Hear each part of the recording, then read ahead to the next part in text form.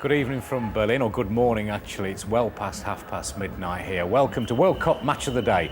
We'll be here every night during the tournament with the highlights of the day's games. Tonight, the two opening matches of Deutschland 2006.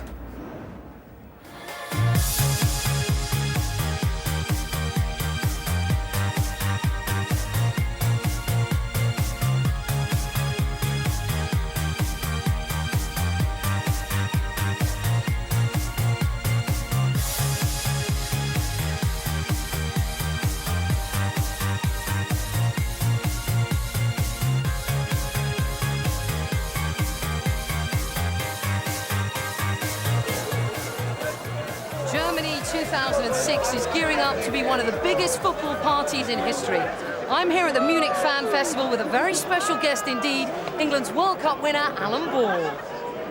As well as Alan Ball, we have Ian Dowie, Charlton's new manager, and Lee Dixon up here. I don't want to sound smug, but we're in a truly fantastic spot.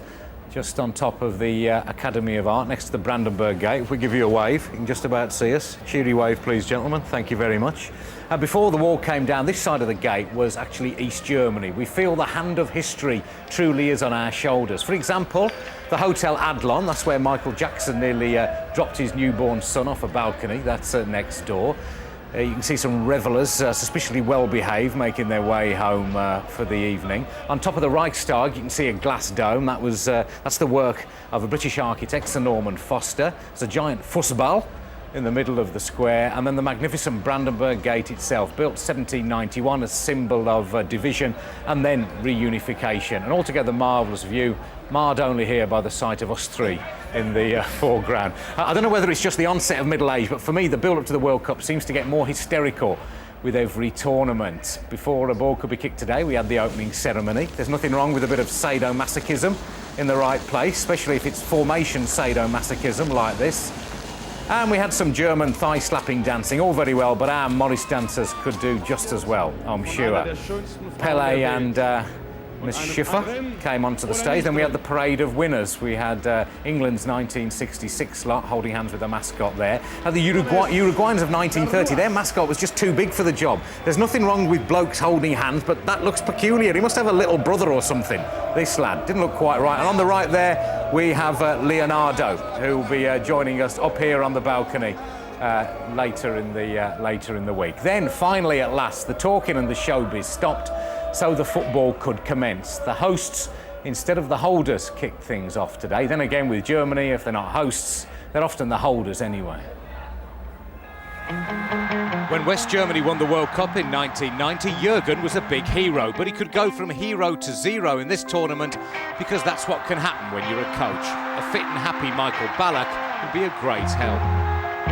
Apologies Scotland, but Costa Rica have sprung a surprise before in their opening game. Paulo Wanchope is the one Costa Rican we can all name. Your commentators at the Alliance Arena in Munich, Mark Lawrenson with Jonathan Pearce. There, Oliver.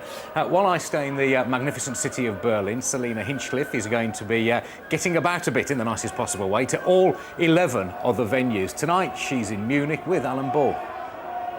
Yes, well, I'm here with Alan Ball at the Munich Fan Festival, where earlier up to 100,000 people watched Germany's opening match.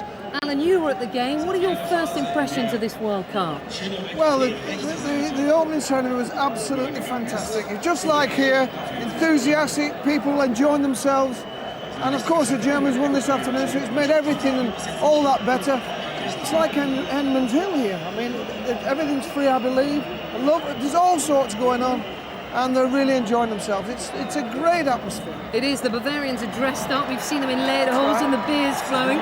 What do you make of the German fans and Germany as a whole hosting the World Cup? Well, they got dressed up this afternoon, Selina. Their children was there. They were there. It was just a marvellous ceremony, and I'm just delighted to be here because it's exciting. Well, you've seen some World Cups. And what do you make of Munich as a whole? Well, I remember coming here and watching England win 5-1. Well, Alan, we all remember that, we do. But if you wonder what other delights München has to offer, take a look at this.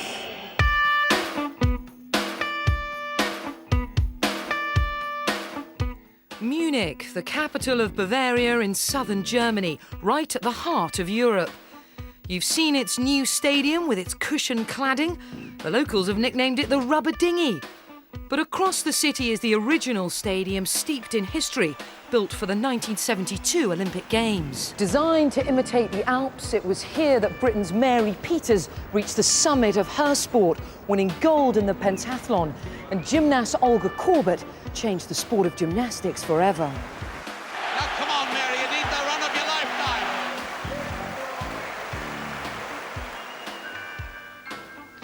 Oh, that was terrific. Well, while we're here, let's talk football. And there's one German who was a bit special. Der Kaiser, show us your medals. Another major trophy for West Germany, Bayern Munich and Franz Beckenbauer. Welcome, bienvenue. 23 years ago, Munich hosted the Eurovision Song Contest. Luxembourg won. The British entry, Sweet Dreams, came sixth with I'm Never Giving Up.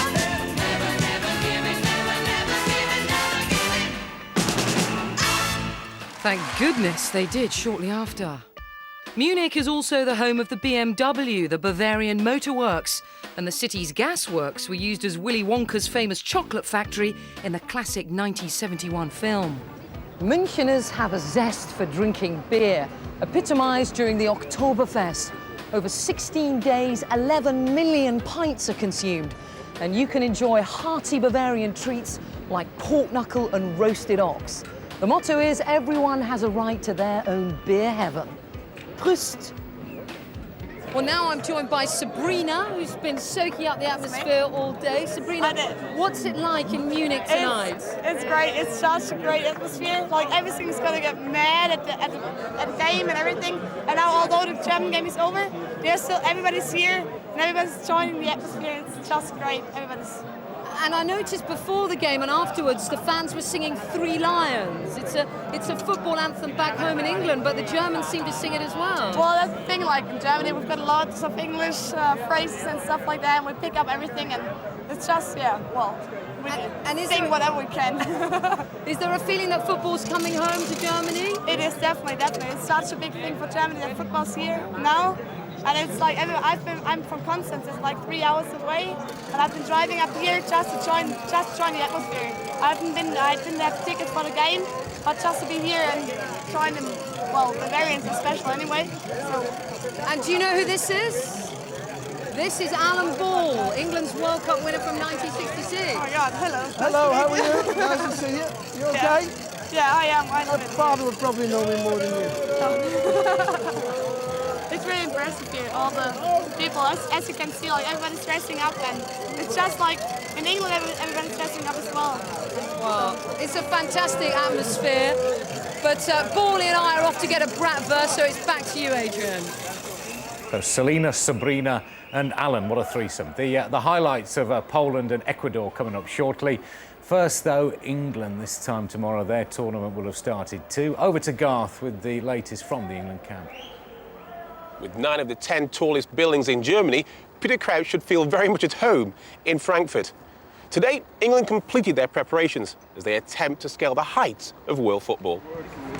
There were initial concerns this afternoon when Steven Gerrard required extra attention on his troublesome back. But there was qualified optimism from Sven after the training session. Steven Gerrard trained very well and should be on the pitch tomorrow if something's not happening during the night, a reaction for his back, but I think he will play. We saw Steven Gerrard just jogging round the pitch. Did he join in any of the football practice? He played, did everything. Wayne Rooney also took a full part in today's training session, but the head coach played down speculation that he might feature before the knockout stages. I said the other day, when we think he's match fit, he will play, and that's it. And we take it day by day. He will not take part of the game tomorrow. Now, 2 of your strikers are, let's say, recovering from injury or have recovered from injury. Are you disappointed? Do you regret having to send Jermaine Defoe, a fully fit player, back to England? No, I think I'm happy with the players I picked. I feel sorry for Defoe. Of course I do, because he behaved extremely well with us, 100% professional, and he fits in this squad, but you have to pick 23 players, and I thanked him yesterday, and I don't regret what I did, no. Now, what's your first impression of the stadium, and in particular the pitch? The stadium is very nice. The pitch is good. Grass looks great. I think they laid it 3-4 weeks ago. So it will be okay. It will be good. Just hours to go then before England start their World Cup campaign against Paraguay. Around 20,000 England fans will be here. They're ready, the players are ready, and so is Sven. Well, from Garth Crooks in Frankfurt, off to Munich, where we can speak to Alan Ball. Alan, it's great to have you with us. How do you feel looking ahead to tomorrow's game now? Well, as excited as I hope the players are, because it's the start of a World Cup. The first game is always a little bit tense, but they need to get a good result tomorrow, and I'm sure they will. What about the Steven Gerrard factor? Well, you've got a lad who's on the top of his form. He's dynamic. He's got a big say in what goes on within his team, Liverpool, and indeed with England. His presence is what I call it. He's got an immense presence. He gets you goals. He can hit long, short passes. He's got great energy, and I just hope that he's okay. He'll be a big miss if he's not right. If he's not right, who would you play there? Everyone's assuming it will be Carrick. Well, yes, Carrick, I can go with that. I can only see him even thinking about Hargreaves as the other one. Carrick.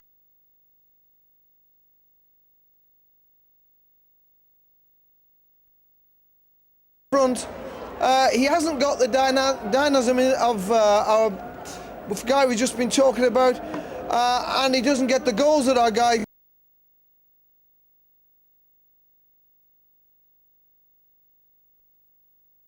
Frank to go and play the role that he plays at Chelsea, he would be the one for me.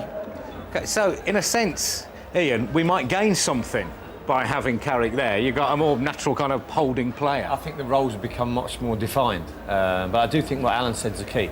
You're going to lose 22 goals he's got for Liverpool. You lose that, and what he also said, dynamic. He is pacey. He's got big pace. You will lose that.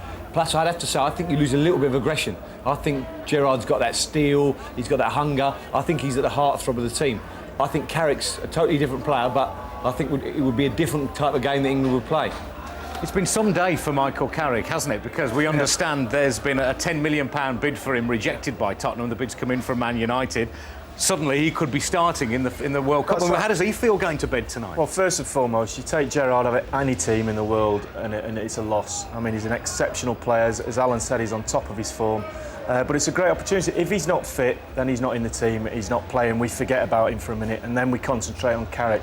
And I think this boy, if he gets a chance, I think he can go on and be a real regular in the England team over the next few years. He's got, as far as I'm concerned, he's an all-round player. We can play him in that holding role, but we can also release him like he will be released tomorrow. If he plays with Lampard, they'll share the workload.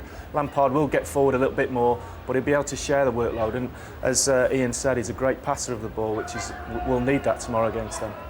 Alan, what must it be like being Steven Gerrard, going to bed tonight? He'll wake up in the morning. Just how tentative will his first steps be as he gets out of bed and feels his back? He must wake up terrified. I think he'll be more disappointed than anything else. I mean, he missed the last World Cup through an injury, and I was speaking to him the other week, and the lad's absolutely ready, desperate to play. He's, for me, without a shadow of a doubt, the best player in Europe midfield that I've seen this season by far. And I think he wants to take it on the world stage and say, I'm ready to show you now that I am world class. Yeah. That's what he'll be thinking about. If he's right, or anywhere near right, he'll be desperate to play. And that's the attitude, and I'm sure, you know, he'll be so disappointed if he's not right. But Ian, can you imagine waking up in the morning and the whole of England's waiting to see if your back's stiff first thing in the morning? I think he'd be right. I think he's ready. I think he's a lad, I think, will play with a niggle. I think he's one of them boys who'll say, listen, if there's a bit of a twinge, I'll get through it. I think it's one of them issues that's not going to be anything major. And I think Steven Gerrard will start tomorrow for England, without question for me. Well, by the time England play the first game of the tournament, the tension and weight of expectation has usually become absolutely unbearable, which might well explain why Game 1 has often turned out to be one to forget.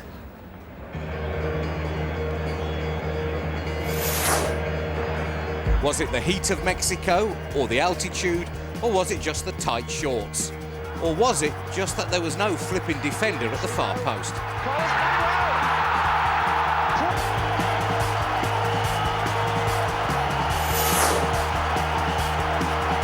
20 years earlier at Wembley, they struggled to beat the Uruguayan keeper as much as Kenneth Wolstenholme struggled to get his name out. Bobby Johnson. Oh, and the goalkeeper, Mazuki, did well to see that. England now with 5 men up in attack. Oh, beautifully taken. Johnson, Kennedy! And the whistle has gone, it's all over. Uruguayans are as happy as Sandboys with that result. England were soon happy as Sandboys too, winning the group and the trophy.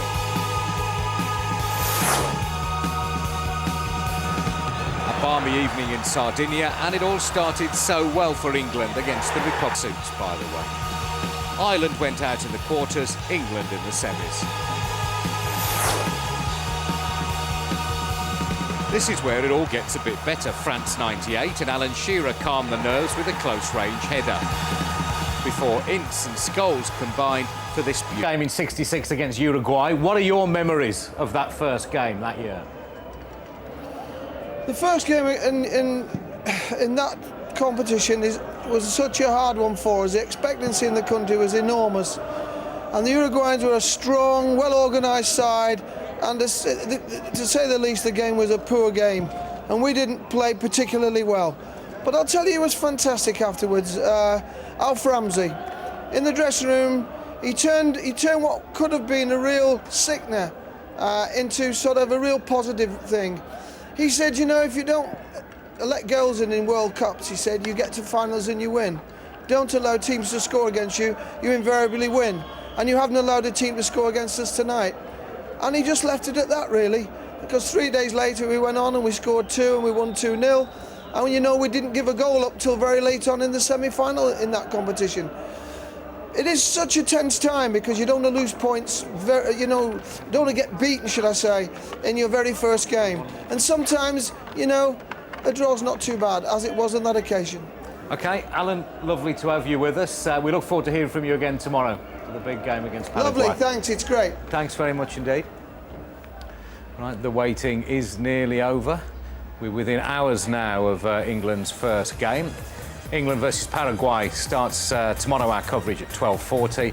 And the highlights programme will be back here at 11 o'clock. Well, from where we sit this evening, it's only 40 miles to the Polish border. Their fans are here in force, hoping their team put on as good a show as they did back in 1974. Celtic Żurawski is Poland's big threat, top scoring with 7 in qualifying. The last time the World Cup was here, the Poles finished third and Lato was the tournament's top scorer. Agustin Delgado's doing better for Ecuador than he did for Southampton, which admittedly isn't saying much. Your commentators are Mick McCarthy with Steve Wilson. Table. Germany are exactly where they usually are to be found in a tournament, right at the top. Ecuador, rather more unusually, are in second place. They next play Costa Rica. On Wednesday, Poland must do something they've never previously managed. That's beat Germany. And I'll tell you, if they don't manage it, there's going to be no plumbing, cleaning or building done anywhere in the southeast of England for the next few weeks. Well, in England, the build-up's been verging even on the hysterical. Rob Walker's visiting all our group opponents on the eve of the games, a personalised World Cup blog, as it were. So tonight, he's our man in Paraguay. 12 hours on the overnight from London to Sao Paulo, just another 2 hours and I'll be there in Paraguay. Welcome to Asunción, Paraguay's capital. There are 1.5 million people here and there's only one topic of conversation at the moment, Saturday's game against England. Paraguay, Paraguay. Paraguay 3, Inglaterra 0. Paraguay, Paraguay. Hola, Paraguay 2, Inglaterra 1. Everywhere you go in the capital, you can't escape the lure of the World Cup. In every school playground, children are reenacting their heroes. This is my home for the week. As you can see, there's some split loyalties in this house. I'm really torn in two because I love England. I really want England to do well, but Paraguay too. They've both got to go through to the next round. It's time to see what the experts think. Copa del Mundo de Inglaterra, entonces también tienen a Paraguay en la mira. We believe that England is one of the favorite teams to win this cup. Believing that this is a great generation of players. We follow with much attention the Premier League, and you can ask anyone who like soccer, who like football, and they will know even the starting lineup for the England squad. The last time Miguel Michel-Anoli graced the national stadium in Paraguay's capital, it was to rapturous applause. As with the rest of his countrymen, he can't wait for the opening game of the World Cup. Our football, it comes from our origin. We are very fighters. We have indigenous people, so we don't want to lose a game. So in that sense, we are different from Brazil and Argentina, very big teams. But here, what we try to do is never give up in anything. You will fight, and you must have for sure that with England, you won't have an easy game. Paraguay is ready. Bring on the opening match. Rob Walker in South America. Lee and Ian, thank you both very much. We'll be here again tomorrow night with Gordon Strachan. Imagine being an England player this evening. This time tomorrow, they'll know they'll have begun the process of making more memories for us, good or bad ones. Memories like these. Good night.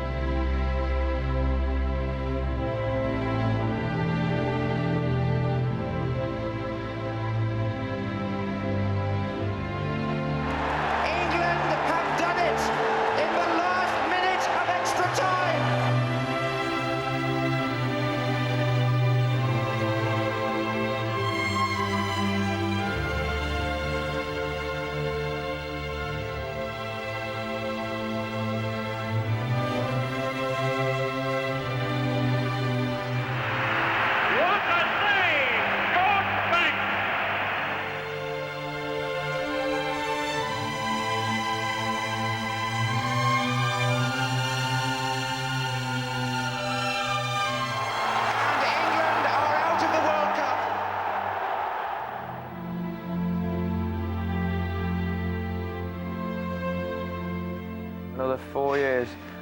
4 years.